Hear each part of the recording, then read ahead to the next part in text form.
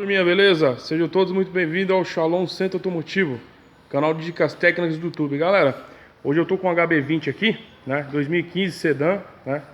Esse carro tá com 30 mil quilômetros rodados. Ele é 1.0, 12 válvulas, tá? Motor moderno. Galera, esse carro tá com barulho no motor, tá? Eu vou mostrar pra vocês o problema dele.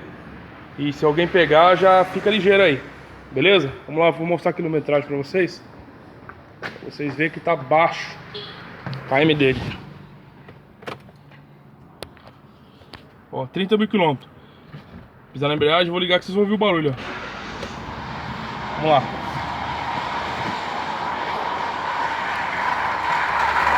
Ó. Tá ouvindo o barulho do motor? Ó o barulho.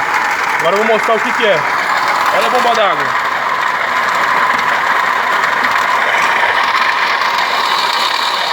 Olha lá. Ela tá jogando pra fora já, ó.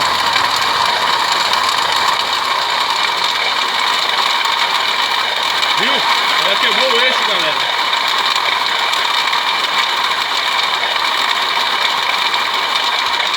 Então, ele quebrou o eixo da bomba d'água. Um barulho forte, né?